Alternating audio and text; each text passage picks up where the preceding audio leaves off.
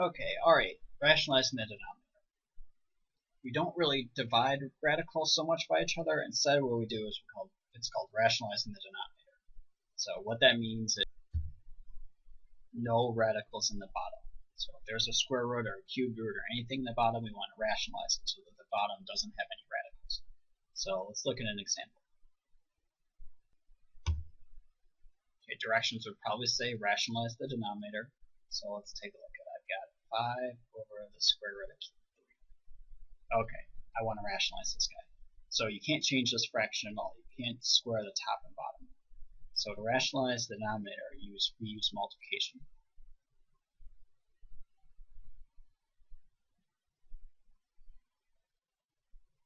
So this is what you cannot do. You can't do this.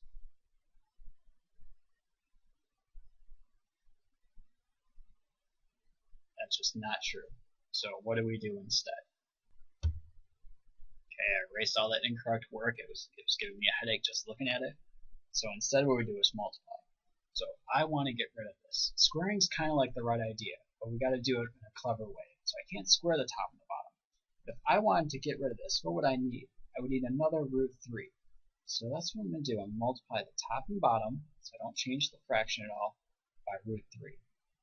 Upstairs we just multiply it. This gives me 5 root 3. And on the bottom, root 3 times root 3 gives me square root of 9, which is better known as 5 root 3 over 3.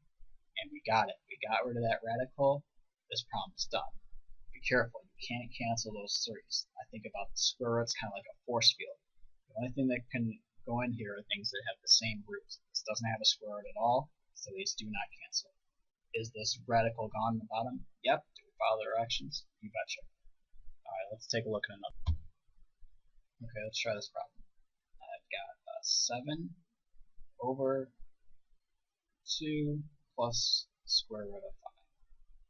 Same direction, so I'm going to rationalize the denominator. Okay, so let's see. Well, let's try the same trick. So I got a root 5 on the bottom. Let's do root 5 up top and on the bottom. Let's see if this works. So will this work? Up top, we're going to multiply, so I got 7 root 5. On the bottom, what do I need to do? Favorite property in the world, distribution. Everybody gets multiplied by this root 5. So I got a 2 root 5 plus square root of 25, which is equal to 7 root 5 over 2 root 5 plus 5. Does this work? Nope, I still have a radical down here.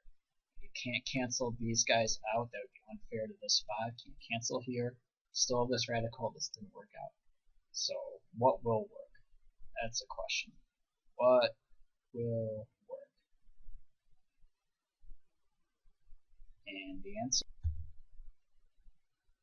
we need the conjugate.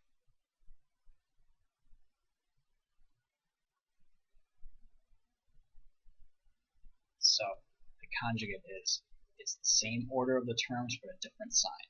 So the conjugate of 2 plus root 5 is 2 minus root 5. That's your conjugate. Same order but different symbol in the middle. So this is 2 minus root 5 top and bottom. And this will hopefully work out. So let's see. Up top we're multiplying, so we're going to distribute. This gives me 14 minus 7 root 5. And in the bottom, we're going to FOIL this bad boy out. So 2 times 2 is 4. 2 times minus root 5 is minus 2 root 5. Root 5 times 2 is plus 2 root 5. And watch out for that sign in the last term. Plus times minus is going to be minus the square root of 25. See, up top, those are unlike terms, so I got a 14 minus 7 root 5. And the bottom, I got a 4. What do you see about these middle terms? They're like terms, they have roots, same root and same inside, and they cancel. That's a property of conjugates. They will always cancel. Minus square root of 25 is 5. Make sure I understand what's going on here.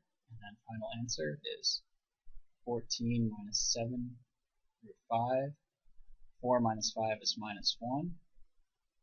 And then dividing by negative, switches all the signs.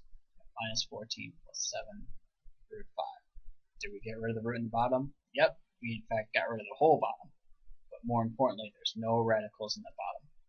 When you have one term, it's like the previous example. Anytime you have two terms, you always use the conjugate of the bottom. Make sure you do distributions. That bottom, those things will always FOIL. So one question is, why does the conjugate work? It's kind of like how when you have a difference of squares, it factors to this. These are conjugates. So when you go this direction with it, you end up getting both of those things to be squares, which will get rid of that root. Just make sure you do conjugate to the top and bottom, and that bottom radical will always go away. And that's how we rationalize denominators. And that's the end of this video. See you later.